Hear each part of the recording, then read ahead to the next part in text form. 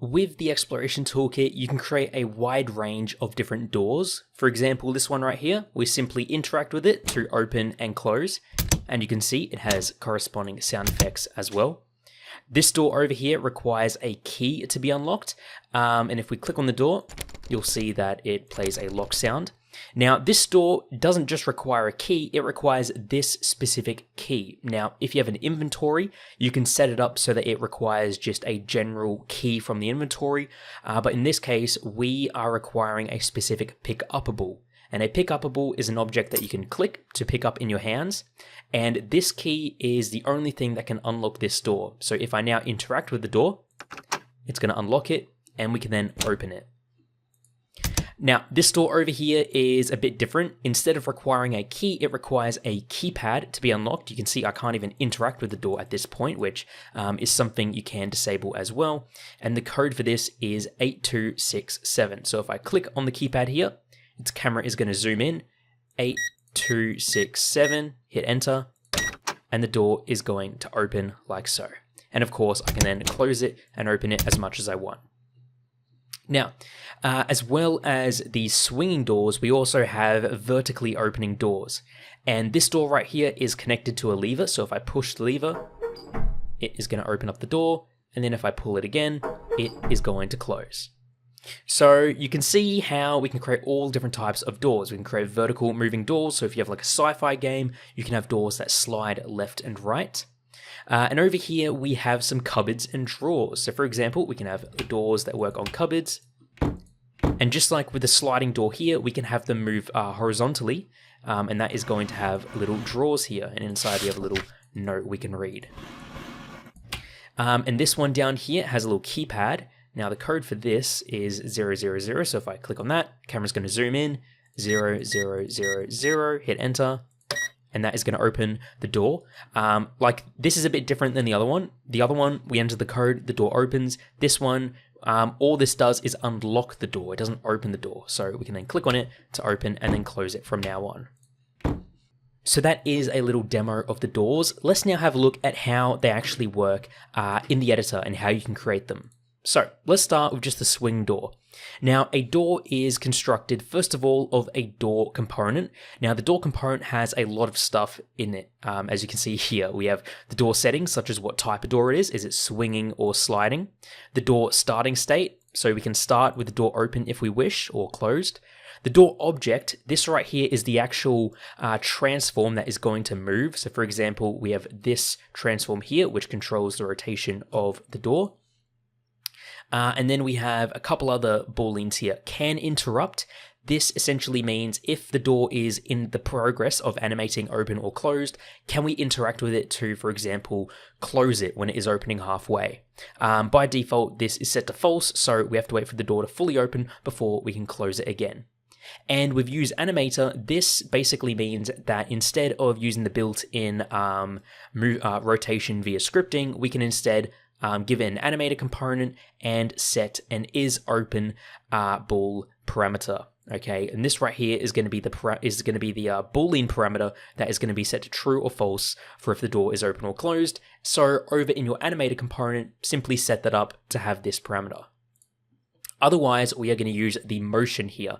And with the motion, we can define a time to open, a time to close, as well as an open curve and a close curve, because you probably don't want the door opening and closing at the exact same speed. You probably want the door to start off slow and then sort of slow down towards the end.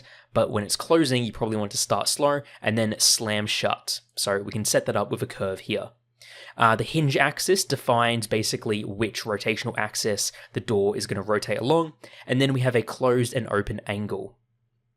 Now, we can also close up these little windows here, or not windows, these little panels by clicking on the drop downs. We can then also determine if the door starts locked or not. So basically, if it's locked, it's not going to open. And then if it requires a key to open. Now, there are different key types. We can choose a pick-upable key, an item data key, or a stat key. A pick-upable is this thing right here, the key. In fact, let's just untoggle these and now look at the locked door. So if we look at unlocking, you can see it is start locked. It requires a key. That key type is going to be a pick upable. So basically, the door is only going to unlock when we have this specific pick upable in our hands, which is the key right here, which has a pick upable component. Now, on the door here, we are also choosing to consume the key. Basically, consuming the key means once we use the key, it's going to be destroyed. But if you want this key to be used on multiple doors, then untick that. And open when unlocked essentially means when we unlock the door, is it going to open automatically or do we have to interact with it again?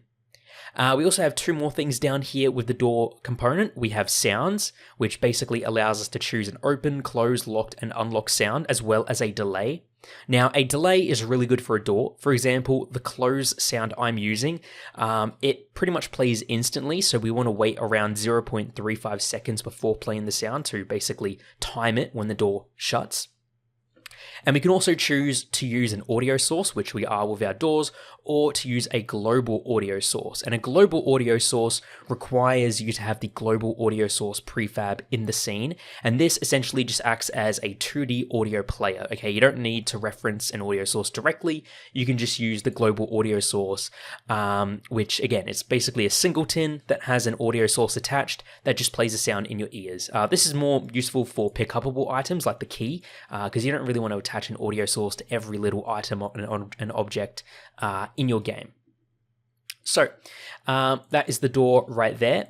And again, the door is pretty simple. You can set it up in whatever way you want. For example, with this door, we have the 3D model as a child of it, and we have the actual door transform be this thing right here.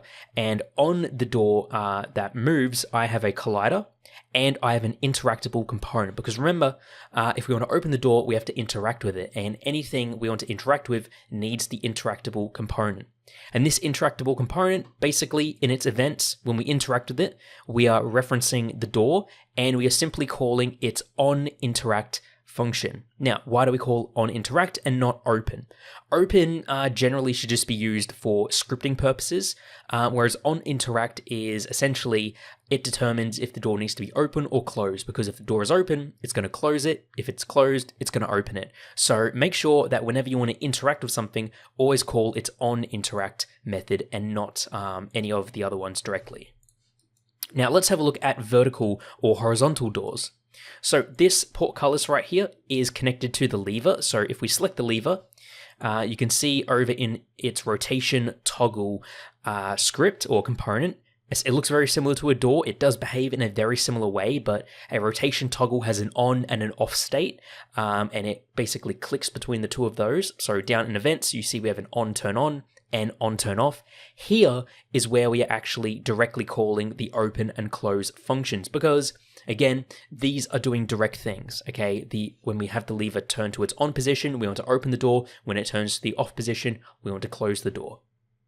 And the portcullis right here, essentially its door is set to sliding, default state closed, and inside of the motion dropdown, you can see instead of an opening and closed angle, we are instead just setting a local position for the door, okay? So the closed position is basically a 0 position here on the Y.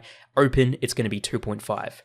And the door object is the gate right here, which is what moves up and down. And that, of course, has a box collider. Now, these things are basically the exact same for the cupboard right here, just on a smaller scale. So each of these things right here are a separate door. As you can see, we have the interactable to basically open or close the door here. And the drawers are again doors as well, but set to a sliding type.